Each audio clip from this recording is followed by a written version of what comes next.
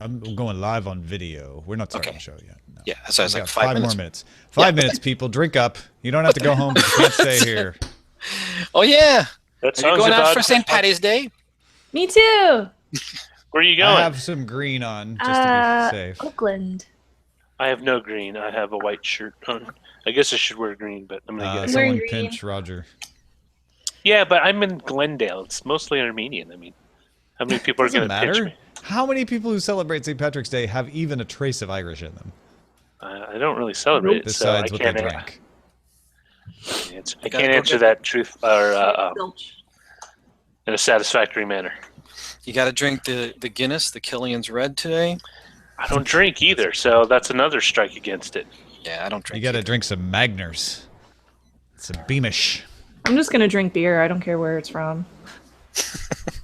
Just pour it down my throat. Just give me the beer, man. Hear me. Hear me. Afternoon, Bio Cow. Yeah, I'm glad the meetup tomorrow is at 4 p.m. That will give people plenty of time to have recovered from their Friday St. Patrick's Day. Wow. Oh, what do you got to do tomorrow? Oh, this is like the worst day for St. Patrick's Day because people. We have that thing tomorrow at 10. Yeah, analysts hang out at 10, meet up at 4. Yep. Oh, I've had some. I have to get my tire put on. I find that offensive, Len. No, I'm doing that Bugs Bunny thing where he's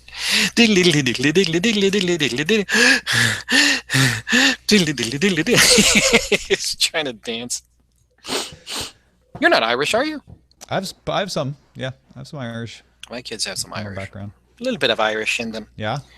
Nora's got Nora's, a little Irish. Nora's got a little Irish in them. Her last name used to be Donnelly. Ah, well, then she does have more than She is. She's part Irish, part Slavic. The Miles. I have some Miles. Those are the Irish in my background. Two peoples who are quite familiar with the beer. Yes, you're right. The Slavics and the Irish. Yeah. Wait, aren't Slavs really big into beer, or am I thinking of it? Name a culture that not isn't. beer. I just think it's. Chinese. I think it's more like liquor, Mayan. hard liquor. Yeah. Well, that's what I would like. Slavic. Russians are Slavic, and of course they're very vodka. Yes, vodka. Vodka. Distilled. We beat the vodka. I need a shot of my head where I have a haircut so I can send it to this lady. We'll cut my hair in a suitable manner. I'm glad you clarified that you're sending it to her because she's going to cut your hair. Yes. Send it. Like, what? Why you send me a picture of your head? So I can send it to some lady. Some lady. All right. Shannon, are you prepared?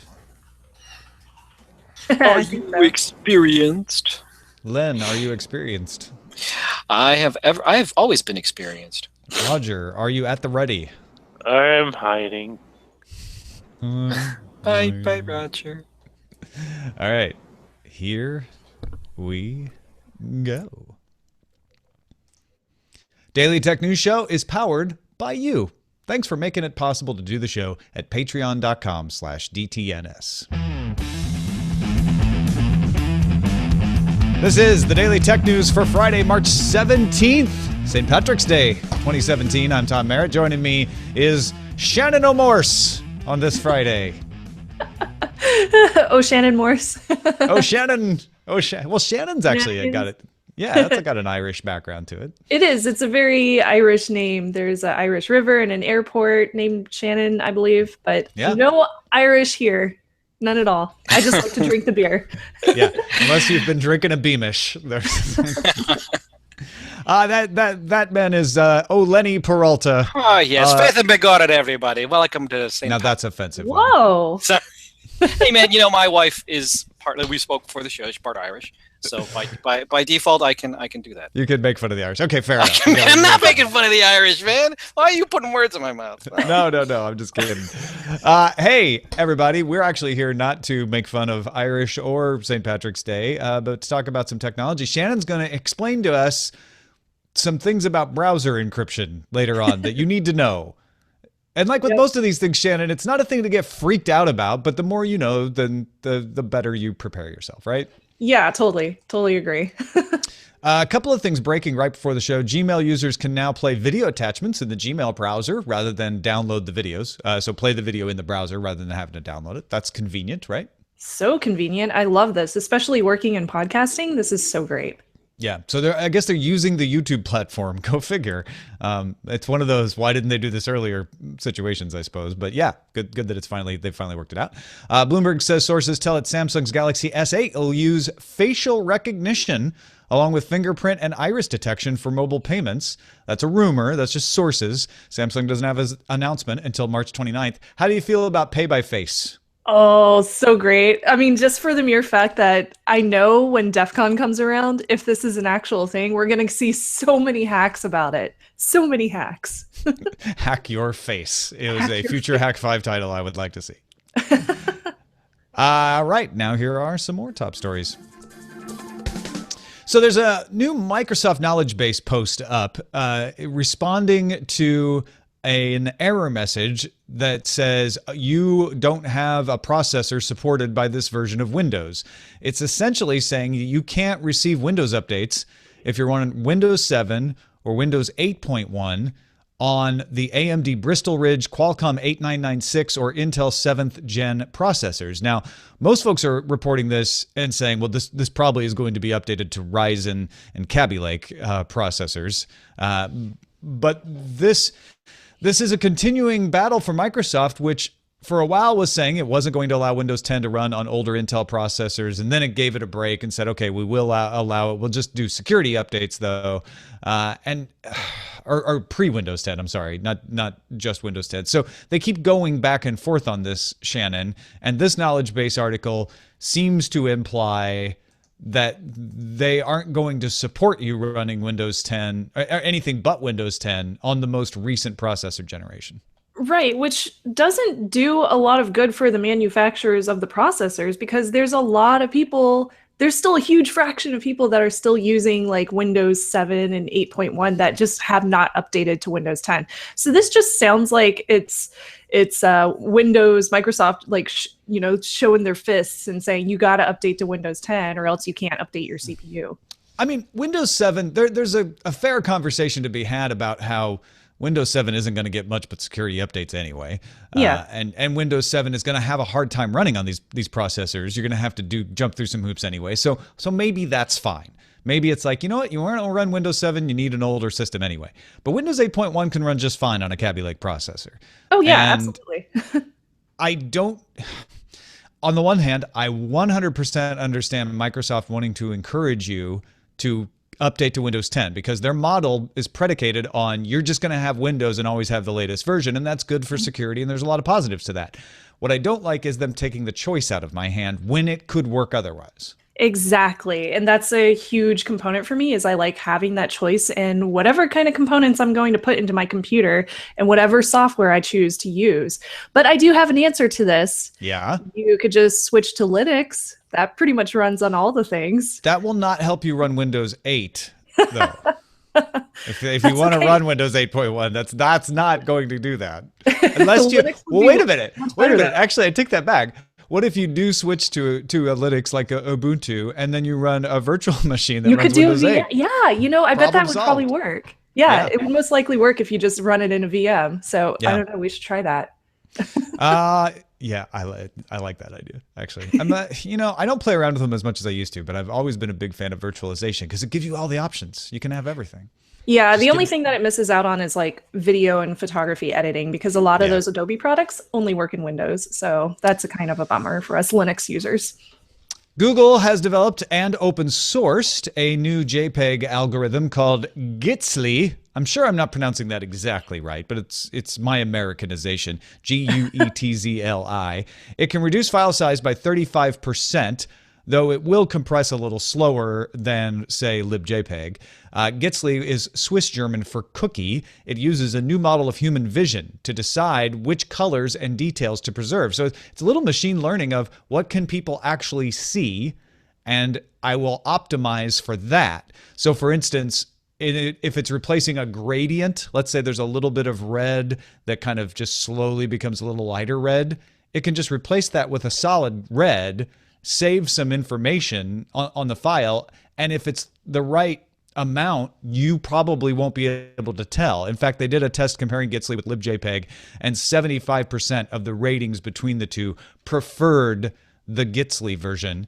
You can download Gitsly at GitHub. That's GIT though, and it's open source, so you can implement it anywhere you like. This is really cool, and I like the idea of being able to use this like for photography and stuff like that, because those files are generally huge. So I'm wondering if, I realize that it takes a lot longer to compress, but I'm wondering if this would speed up load times on the web or anything like that. Well, yeah, it's going to speed up load times at the same image quality, right? Because it's 35% smaller. It can also, the other thing it can do is improve image quality at the same size. So if your JPEG used to be 4K, you can have a better looking JPEG at 4K. So it's a couple ways of approaching it. It's really cool. Of course, are we going to see anybody actually adopt this? Or is this just going to be one of those other open source devices that never gets used? Well, I think this has a better chance because it's JPEG. And the fact of the matter is people actually still use JPEGs. Not like WebM, which Google said, oh, WebM's going to be way better. It's going to speed up. It's going to look better. But you had to change. You had to change to WebM. This says, hey, all you got to do is put in a new compression. You can still use your JPEGs and everything, and it's cross-compatible. Every browser already can use it because it's JPEG. So I think it has a better shot. Yeah, it's cool. Recode obtained some internal Uber reports showing that the amount of miles driven by Uber autonomous cars is increasing, but the performance is not improving much. The average number of miles driven before a driver had to intervene, that's like non-emergency stuff, like, oh, the lane markers are kind of blurry here. I'm gonna intervene and make sure it stays in the lane or makes the lane change. That hovered between 0.8 and 1 mile. So if you look at the graph, it goes up and down over the course of a couple months. Now, granted, we're only looking at a couple months in the data that Recode has, so we don't know. Maybe it's improved quite a bit compared to last year, but Recode is comparing it to Google, which has a much more prominent improvement graph when you look at their publicly reported numbers. The other one is critical interventions. Those are when you avoid accidents, that if you don't intervene, there will be damage of some sort. That has bounced between 120 miles and 200 miles, and even went as low as 50 miles 1 week in February. It seems to be about flat, whereas the other one, actually both of them, when you really look at the graph, seem to be about flat. Maybe the critical one is a little bit on the rise because it hit 200 in the most recent day. I feel like they should work together with Google, because it sounds like Google knows what they are doing with autonomous vehicles, but it's still at such an early phase for Uber. They haven't really hit that mark yet. I think that they will eventually, but it just seems like it's going to take a long time, especially since we're in such an early phase of this new autonomous vehicle thing that we're starting to see. Yeah, and when you're only looking at a 3-month window of data that is not officially released by Uber, you don't know all the intervening factors. Maybe because they've been adding so many cars, and those cars are in new environments in places like Arizona rather than Pittsburgh, those balance out the average. And if you just looked at the Pittsburgh ones, maybe it would be better. Or maybe if you looked over the year, you'd see a sharper increase, and it just happens to be a weird fluctuation that recently it's low. So it's easy to draw the wrong conclusion from this small of a window of data. But like you say, it would be nice if they were working with Waymo, is the new name of the division at Alphabet that is doing what Google Cars did, except that the co-founder of Otto is accused of stealing proprietary information from Waymo. Yeah. I know it's not going to happen. I don't think it was probably a hard sell before. There's not a snowball's chance of it happening now. In fact, if Waymo wins this case, there's a significant possibility, if they won the case, that they could shut Uber's autonomous driving project down. Well, it doesn't seem like Uber's gone very far if this data is correct.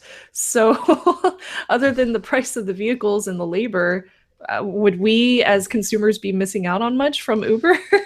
I think so. Even if this data panned out over a longer period and it turns out they aren't making any progress, competition is always good. Competition is good. And if Waymo looks like they're coming to market, maybe that's what the motivation Uber needed to push themselves a little more. So more entrants in the market, better as far as I'm concerned. Yeah. Netflix Vice President of Product Todd Yellen said Thursday that Netflix will phase out its star rating system in favor of a thumbs up, thumbs down system starting sometime in April. The company rolled out the new system to a few 100,000 folks as a test and found that when they had the thumbs up, thumbs down, they got 200% more ratings from people. If you just had to do a thumb up, people were willing to do it. Whereas if you had to sit and think about stars, you just skipped it. Netflix will also start showing a percentage below titles. That percentage will be an estimate of how likely it is you will enjoy a show based on how others with similar viewing habits to you rated a show. I'm so bummed about this. I really like the star system, but for me, I didn't just use it to rate the specific shows that I was watching. I also used it as a notification to tell me, oh, I've already watched this show or I've already watched this season, because the stars would turn yellow after you rate them. So I'm really bummed that they're removing this, because I'm extremely forgetful when it comes to the shows I'm watching, and I don't want to double watch something. Yeah, I think you'll still be able to tell you watched it. It's just going to be different, though. You're going to have to get used to a different system. Yeah. I have to admit, I forgot until I read this Verge article that YouTube used to do star ratings, and they switched to thumbs up and thumbs down. Really? I don't miss it at all. I remember now once I read that, I was like, oh, right. I forgot there used to be star ratings on YouTube, and everybody thought it was weird when they changed to thumbs up and thumbs down, because we always complain about change, but I don't miss it at all now. I didn't even realize there were stars on YouTube. Yeah. Right? When was that? It was a while ago. It was like 2009, maybe. Yeah. It was a long time ago. It was not that long ago. I should have known that. Wow. Thumb up, thumb down, because of grade inflation, right? People end up just giving everything either 5 stars, no stars, or 3 stars. So, oh, shoot. I was all over the place with my shows. See, you're the exception, though. I must be. I am a weird exception to this rule. Yeah. Anyway, that's coming to Netflix. And what do you think about the other thing, though, the percentage rating that says, hey, this is how confident we think you'll like this show? Yeah, that actually might be pretty useful, because a lot of times I use Netflix's recommendations to me to figure out what I want to watch next, especially if I'm in the mood for a specific type of genre. Like recently I've been into anime, so I really like the recommendations that they give me based on whatever anime I'm currently watching. So that could be very useful. All right. Following on to our discussion from last Tuesday about robots being covered in human skin, in which I was one of the people wondering if you could use this to grow artificial meat, Memphis Meats is one of several companies developing the ability to culture animal cells to make edible meat in a lab, and the company has announced its first animal-free lab-grown chicken and duck. The lab has made a chicken strip out of lab-grown chicken and duck à l'orange out of lab-grown duck. A taste tester told the Wall Street Journal that the chicken was spongier than chicken breast, but nailed the flavor. It tasted like chicken, which, now that you think about it, wouldn't it? But the price will need to come down. Memphis Meats estimates a pound of chicken cost at $9,000 to make right now, although last year it was $18,000 a pound for turkey, so it's coming down. Expects to get that cost far enough down to be able to sell to the public by 2021. And one way to do that is to work out how to grow the cells in bioreactors. We talked about those on Tuesday. Those allow you to grow in 3 dimensions, versus right now they have to grow it in thin sheets. So the next thing that we're going to see on this is, instead of like 3D plastic protruders that we have in our 3D printers now, we'll see 3D meat sculptors that will hopefully take down the cost, right? Well, yeah. I mean, if they can grow it in the bioreactors, then they can grow more at once, right? That helps a lot. If they can get it to be more efficient at taking in the energy and growing faster with a smaller amount of materials, that could help quite a bit as well. There's lots of factors here. The question of whether it's actually environmentally better, though, is being debated, because on the one hand, you don't have to take up farm space and arable land by growing animals on it and feeding them and everything, but you do have to heat these bioreactors, and you do have to generate glucose, which requires energy to be made. So there is feedstock of a sort, and there's a lot of debate over whether in the end it takes as much or more energy to grow meat in the lab versus out in the wild.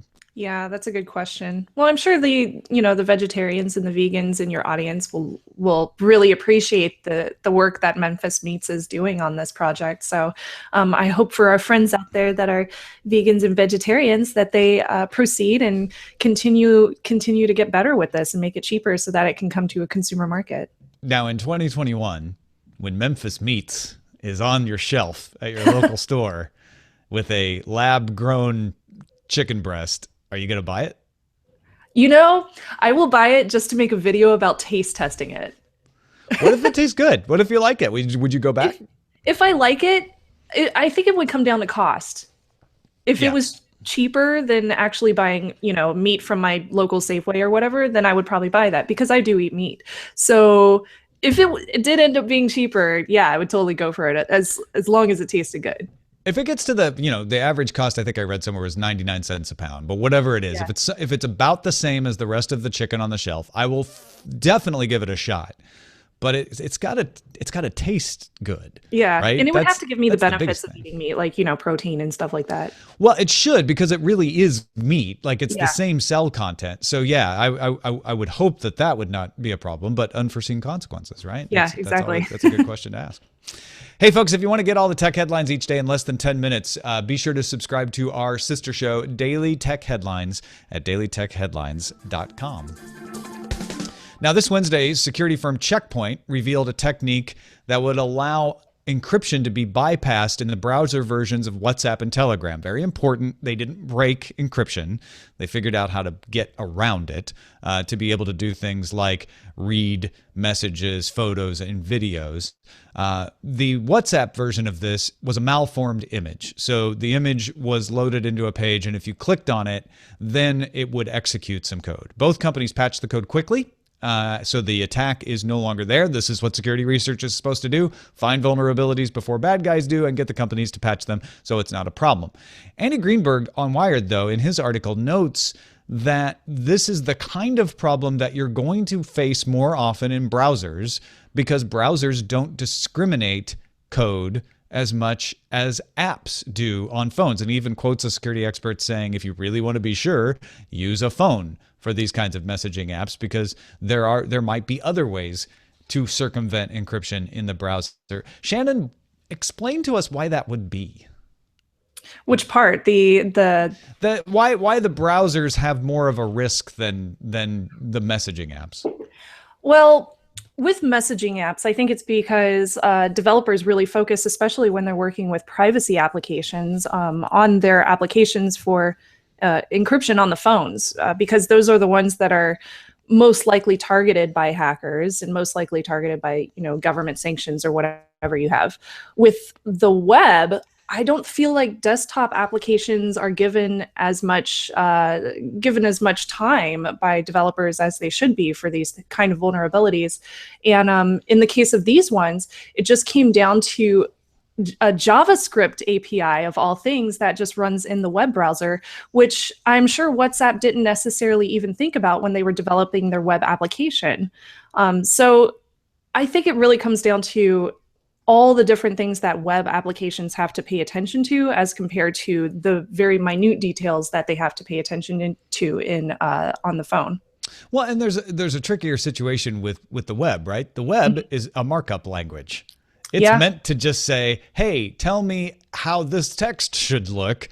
And we've done all kinds of tricks, like you mentioned with JavaScript, to get around that and make the web do things that it wasn't originally designed to do. When you're making an app on a phone, you compile the code for the app, and then you execute that code, and you don't add any code. But with the web, there's other ways to get that code in, right? Luckily, well, whenever you're on a phone, you're kind of stuck in that application. So, if code wasn't built for that application, then you're not going to be able to run it in there unless they are using some kind of browser in app. And again, you have those browser vulnerabilities. So whenever you're working on your PC, for example, like you are right now, there are a lot of vulnerabilities that have been in browsers for ages. And the ones that we're seeing with WhatsApp and Telegram, they aren't necessarily new. They're just being used in a really smart way by attackers to take advantage of not only the web app, but also the browser itself. So they're just taking this old school, hiding malicious code inside of an image to redirect people to a URL that makes them able to take control of an entire web app. Right, because in a browser, your web app is validating the code as it comes in.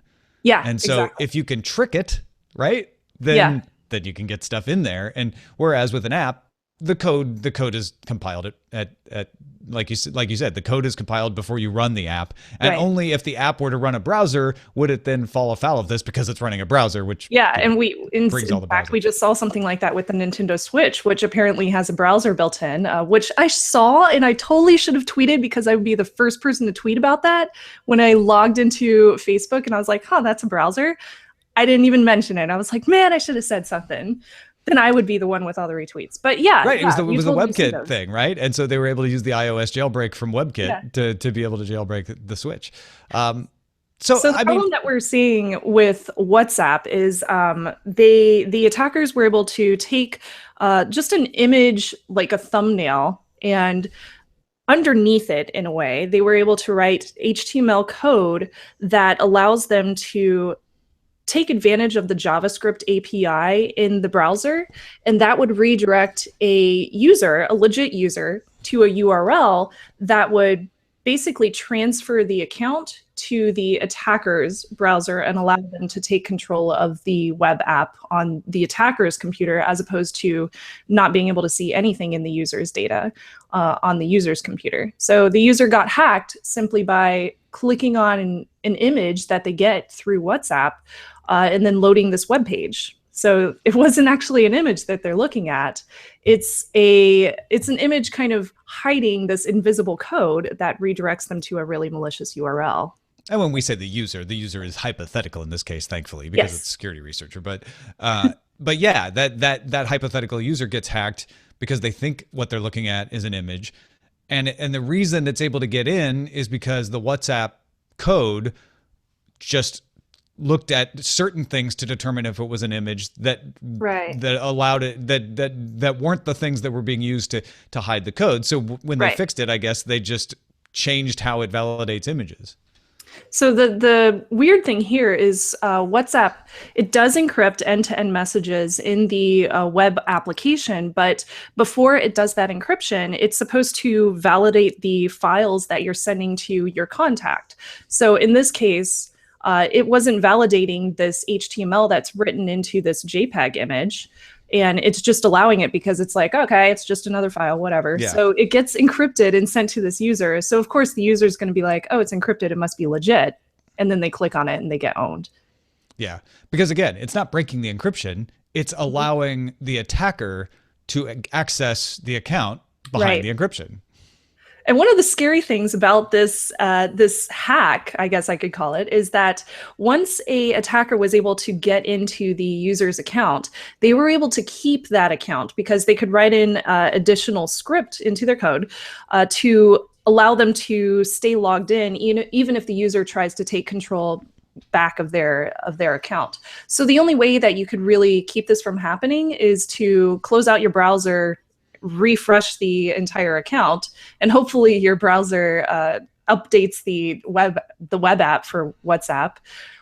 If they're already logged in, though, you would have to log into the application on another device, say like your phone or something like that, and then you would have to de-allow the attacker's PC or the attacker's browser from being able to access your account. But you would have to go through a pretty long scenario to actually get them out of your account in the first place, since you couldn't steal it back right then and there. Now, the upshot here is that this was an unlikely attack. Yes. You would have to have a very specific behavior. You'd have to visit the compromised image and click on the compromised image. And certainly there are phishing ways to do that. But if you're paying attention, you shouldn't have been tricked into this. Yeah. At the same time, it does show that if you're relying on Telegram or WhatsApp for end-to-end encryption because your life is at stake, or your career is at stake, you probably don't want to use the web version, because even if it's 99.59% safe, you don't want to fall for that one slim chance that there's some other vulnerability out there like this because of the way browsers work, right? Yeah, absolutely. I mean, like I work in InfoSec doing podcasts about security, and I could easily fall for something if I'm not paying attention. So that's highly recommended within the InfoSec community, within journalist communities, is to just stick to your phone, because the development on those applications is way better than what you're going to find in the browser, because then you run into a lot of more complications with the software and the operating system and all that, yada, yada, yada. Yeah. I do want to clarify too, with WhatsApp, all you had to do was click on the thumbnail within the WhatsApp web browser and then go to the page and let it load. You don't have to click on the image again or anything. It would just redirect you. With Telegram, you would have to click on a video, and then you would have to click on the video thumbnail again and have it redirect you to the malicious file. So there was a slight difference with how WhatsApp's and how Telegram's different web applications fell to this vulnerability, but it did take a little bit of work for both of them to work on either one from the user's endpoint. Yeah. We didn't see anything written about Signal by OpenWhisper Systems, which runs on the same kind of protocol for encryption that you see on the other two. And that one, I believe, also has a desktop application. But again, that's a desktop application. So it sounds like it doesn't run in the web, which could be a major difference between that one and WhatsApp and Telegram, which do. So maybe WhatsApp and Telegram should take a note from OpenWhisper Systems and make a desktop program if they do want to make syncing available for users, as opposed to just using a web application, maybe. Yeah. Well, and it points to the different priorities, right? It looks like Telegram did a little more work to validate the web because it bills itself as a secure way to message, but Telegram has never held itself to quite the standard of Signal. I'm not damning Telegram by saying that. It's just that Telegram prioritizes user ease a little tiny bit more than Signal does, where Signal very, very strictly says, no, we're not going to compromise almost at all. They do, yeah. for user ease. So it's just a difference of priorities, and I'm not criticizing either one. You set those things, and WhatsApp prioritizes user ease a lot more than both of those, and that shows here as well. So, and that's something to keep in mind too. If you're a WhatsApp user and you're just chatting with your friends, chat away in the browser, because you're probably not going to be spied upon and you don't need to worry about it. It's nice to know that you've got end-to-end encryption as a backup, but I don't think you have to worry about this slim chance of a browser vulnerability catching you, especially if you're paying attention to the sites you visit and all of that. However, like I said, if this is critical to your life, then yeah, you want to take this into account. Yeah, definitely. And we should mention too, like if you're worried about, using the WhatsApp web app yourself with your contacts, if you see a contact send you a file, you should probably clarify that it's from your actual contact too, because their account could always be taken advantage of. Yeah. And then that could be used to take advantage of other accounts as well through them. It could just be like a little hopper back and forth through different accounts. Yeah. So, but of course, like you said, the chances are very low that any normal user is going to fall victim or fall prey to this kind of attack, especially since it's already been fixed by both Telegram and WhatsApp, and it was responsibly disclosed to both of the programs or both of the companies, so they were able to fix it within hours, I believe. So very quick fixes. Props to WhatsApp and Telegram for both fixing this within, let's see, it was released on March 7th, so it's been under 2 weeks. So really happy to see that. And if you are worried about it, just use the phone app. You'll be fine. Yeah. Well, thanks, Shannon, for explaining that. That was very helpful. Anytime. It's a little hard on this one because I don't use JavaScript APIs very often, and that was a big part of this web dev issue. But I tried to make it easy. Yeah, well, it's that JavaScript just-in-time compilation, just in time to hack you. Just in time to hack you. Yeah. And it reminds me a lot with this whole, hiding code behind an image. It reminds me of steganography, even though it doesn't sound exactly like steganography, which is where you hide code within a JPEG image. In this case, it was hiding code kind of invisibly in the web behind a JPEG image or right in front of it where the user isn't going to see it. So it's a little bit different from steganography, but very similar in a way. Well, thanks to everybody who participates in our subreddit. It helps us pick these stories. You can submit stories for consideration and vote on the other ones at dailytechnewsshow.reddit.com. Just got a couple emails about the Amazon Echo and its Amazon voice service coming to smartphone. Spy Smasher, who sounds like the kind of person who would try to get into your WhatsApp, says, since neither of you mentioned it, a number of mobile apps already exist that do give you direct access to Amazon Voice Services Assistant. Reverb is my personal favorite. The reason I really like the functionality is that I can just tell the Echo to turn on my house lights and adjust other smartphone features while I'm driving home without having to go through menus to activate them. Also, it enables me to listen to my audio content, including daily tech headlines, and access my skills library while I'm away from home. Although I understand why Amazon is integrating it into their shopping app, I personally like having it separate, sort of like Facebook Messenger, as I find it valuable just hitting one button to start issuing voice commands. Yeah, we should have made it clearer that this isn't the first time you could get Amazon Voice Services on iOS. It's the first time coming from an official Amazon app, however. But I didn't know about Reverb. That's a great one. So you should check that out, folks. And then Dwayne, who's in T-shirt weather Germany, said, don't forget that Cortana is already on Android and iPhone, and obviously Windows. Much more limited on the iPhone, but it's there. She's always getting better on Android as well, and I use her on both my Android and Windows devices. So yeah, I mean, there's also Viv kicking around out there, and there's actually a lot of voice assistants that you could choose from. It's just whether you can make them default depends on your operating system. Do you use any of the voice assistants yourself? I do. I use OK Google. Sorry, everybody. Just say all the time. Yeah. I had to do it. Yeah, I use Google's Assistant all the time just to, check weather and stuff like that. And I do have a Echo setup here in my household as well. And I recently set it up with like hue lights and stuff that will automatically turn on, which just makes my life a little bit easier. And yes, I keep it in a room where I don't go in very often. So if I am talking to people in my living room, for example, the Echo's not going to hear what I'm talking about. I keep that in mind because I too am paranoid. Yep. Harish, a fellow Patreon from India, who also helped me properly pronounce Kerala. That is the Indian state we were talking about yesterday. He says it's Kerala, the same as care as in caring for someone. Thank you, Harish. Just a personal opinion, as someone who lives in India, on the possible motivations behind Kerala declaring internet as a basic human right. Kerala is a relatively small state within India, but has long been known for its high rate of education and literacy. It has the highest literacy rate at around 94% among Indian states. But in spite of this, it's not the tech hub of the country, unlike Bangalore, Hyderabad, etc.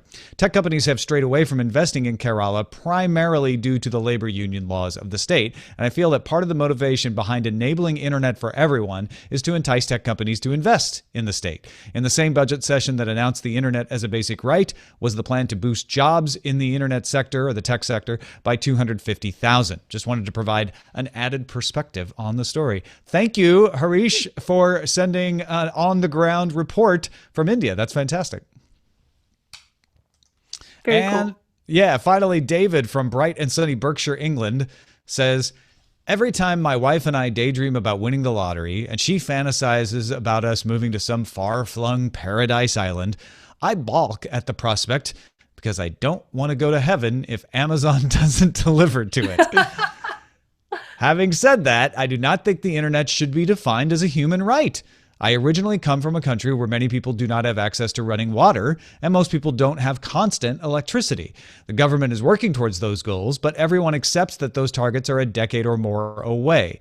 Those should be human rights, and I'm afraid that adding the internet to an essential list will either distract the government from those vital goals or serve to trivialize the whole list.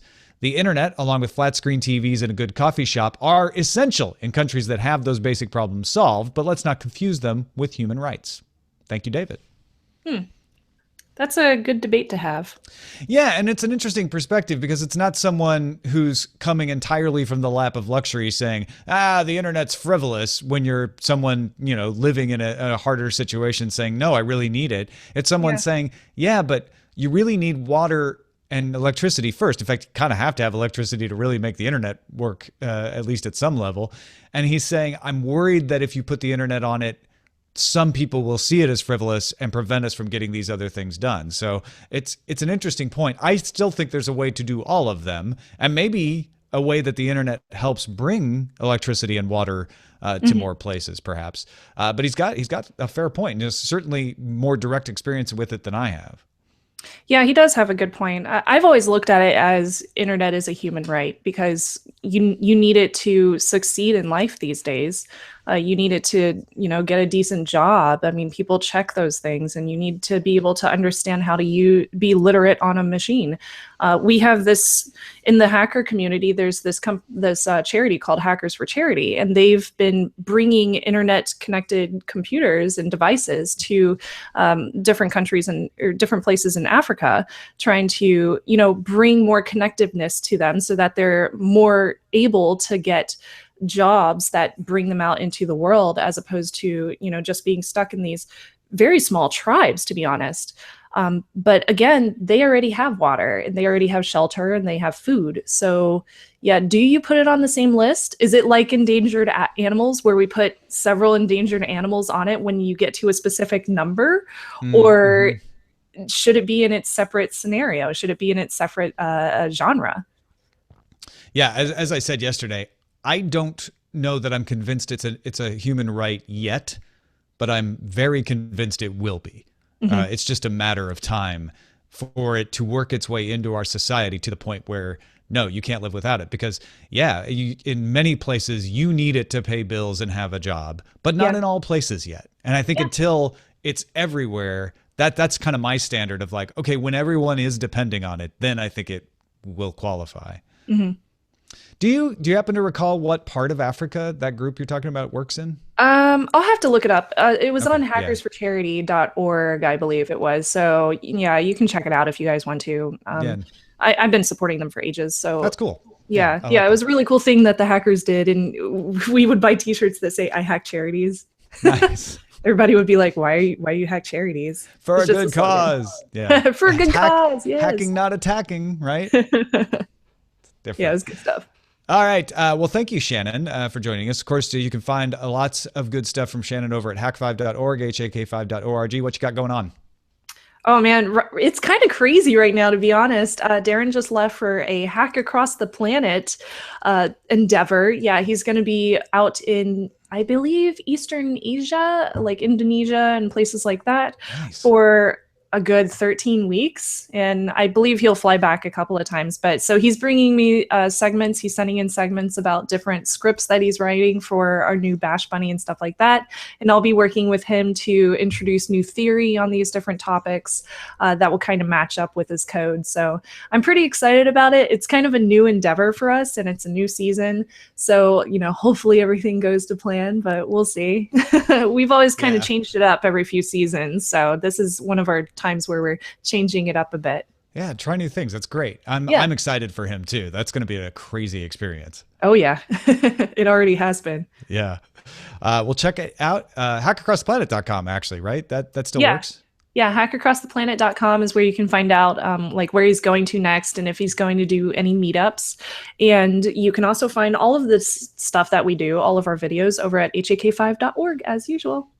Len Peralta has been busily giving us his depiction of lab-grown meat. Yes. Earlier in this week, I got a tweet.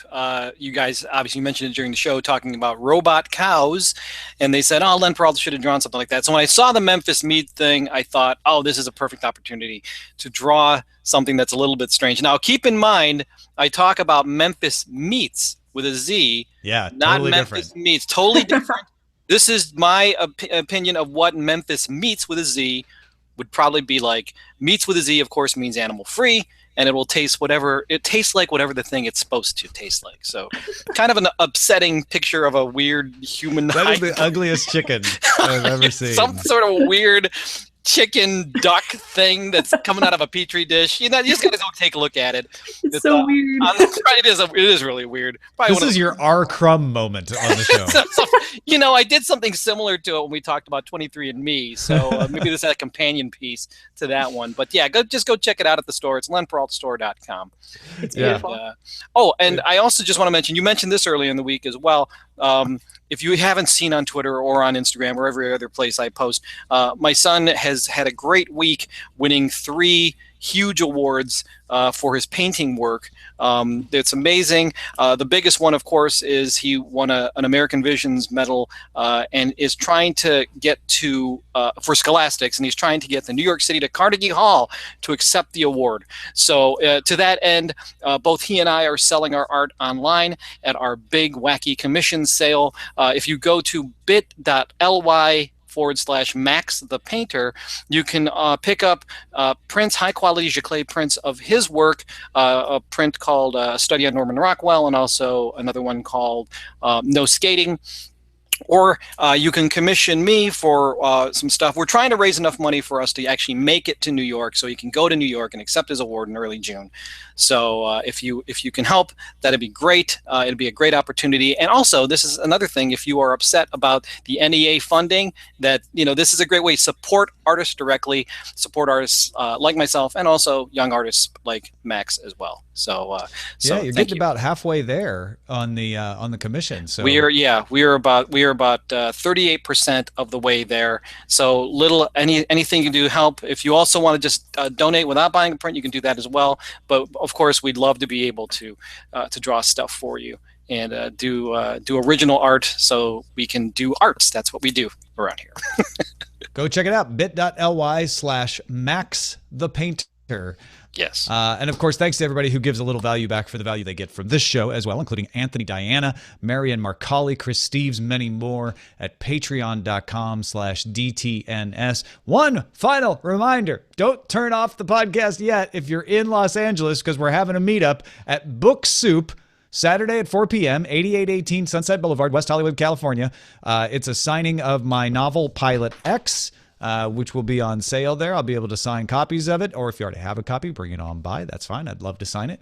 And of course, anybody who listens to DTNS who just wants to show up and hang out and talk to other listeners and myself will be there from 4 p.m., probably till around 6 p.m., maybe, something like that, at Book Soup in West Hollywood, California, right here in the Los Angeles area. Our email address is feedback@dailytechnewsshow.com. We're live Monday through Friday, 4:30 p.m. Eastern at alphageekradio.com and diamondclub.tv. And our website is dailytechnewsshow.com. Back on Monday with Veronica Belmont. Talk to you then.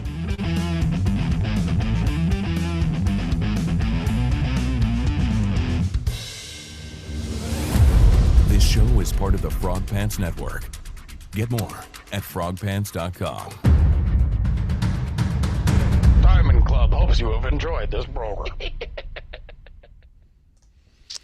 All righty. That was a good show, you guys. Yay! Hooray! Yay! Good job, everybody. I'm going to miss Darren. Yay! I miss Darren. Beautiful. No.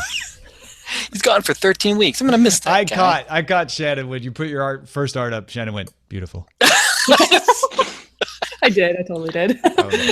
Oh, man. That's going to be the thing, man. That's the thing. It's our thing, Len. It's the thing. I'll try not to overuse it. That's okay. Only you know if it gets annoying. Titles. Boneless, Yes, skinless, titles. lifeless chicken breasts. I like that one. Boarded up windows, pay by face. A picture's worth 35% less words. Tastes like chicken. Don't have a browser, man. Linux runs on all things. Netflix is all thumbs. WhatsApp with browser security. WhatsApp with that image. WhatsApp with everyone's just. BioCow just did a bunch of WhatsApp ones. WhatsApp with browser encryption. What's up with that? Boneless, skinless, lifeless Like chicken. chicken breast. That looks like it's the clear winner right now. It's spongy because it wasn't exercised. You just can't have. Oh yeah, the meat, right? Yeah. You need to take this lab-grown meat and put it on the robots we talked about Tuesday. Yeah, put it on a robot chicken.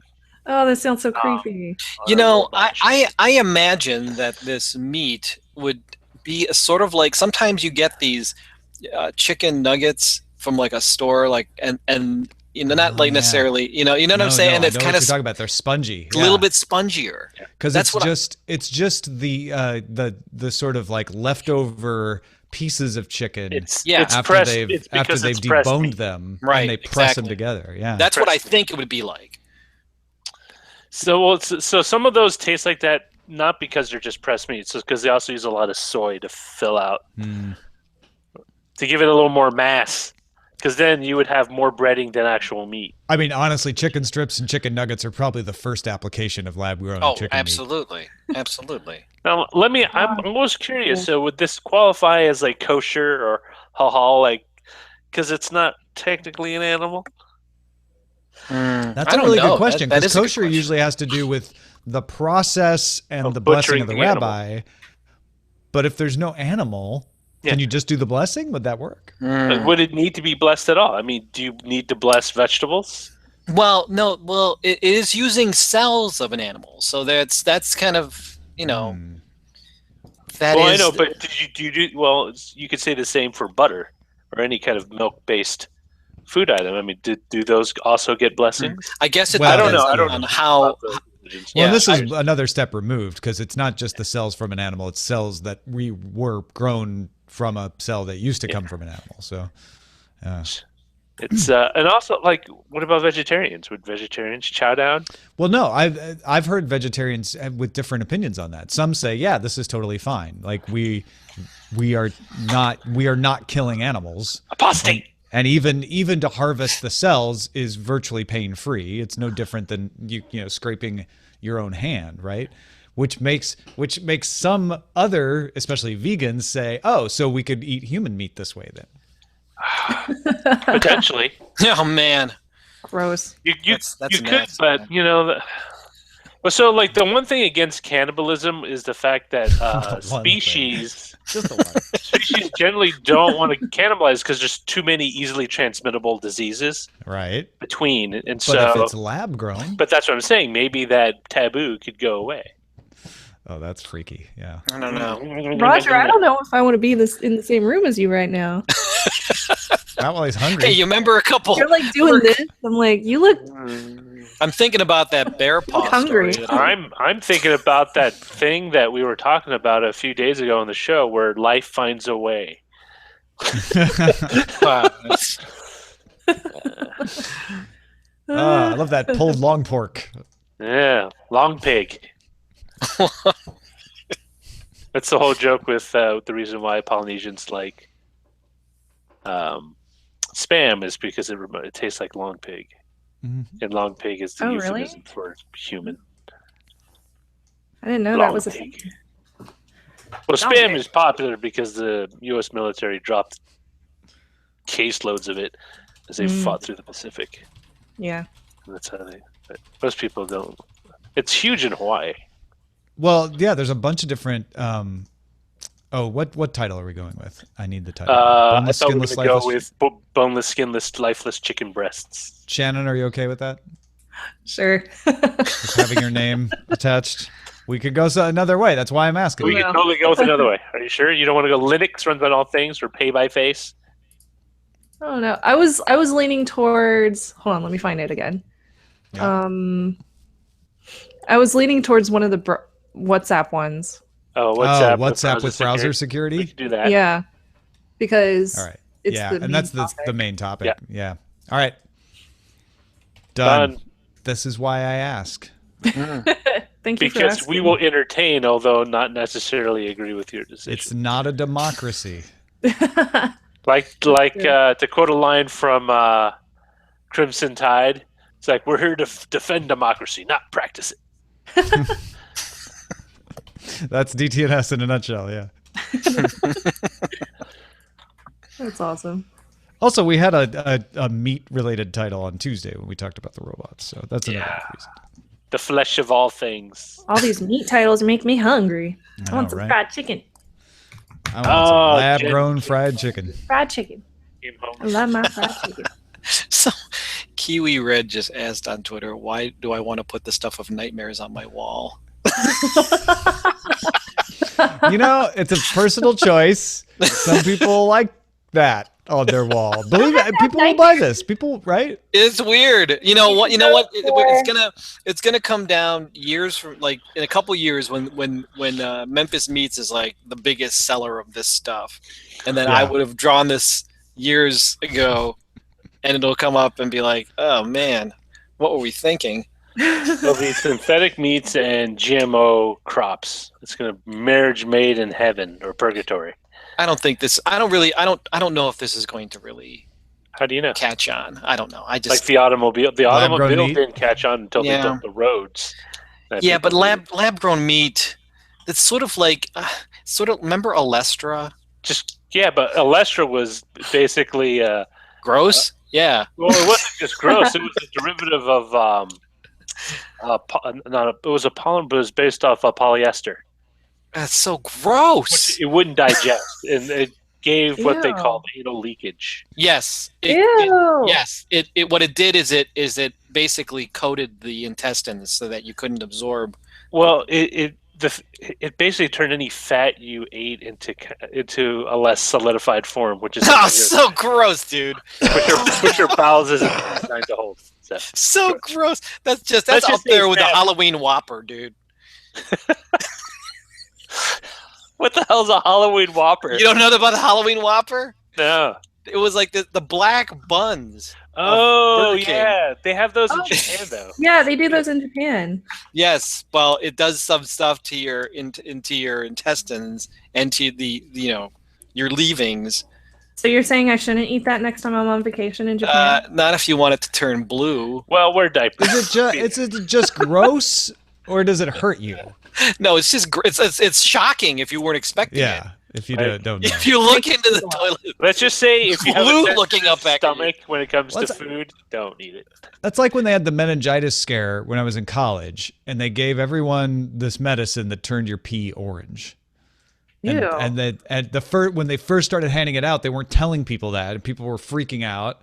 And other people, because the school colors are orange and blue, were saying, "Oh, it was a ploy to get us all to have school spirit." Well, it's like beets. Like beets is a very good vegetable or root to eat, but it all like red beets, and unfortunately turns your solid matter red, and it freaks out people. And don't even get me started about asparagus. Oh my God, my friend called me, and she was really upset. It's like, oh my God, my pee smells really bad. I said, did you eat asparagus? Said, yeah. Why didn't she call you if she was that upset? Because I'm a gentle soul, receptive to calming other people down, Tom. Yeah, but you're not a doctor. Neither were you. No, she was trying to call the other. I didn't expect Roger her to call J. me either. She was trying to call Roger C., the guy who knows all about it.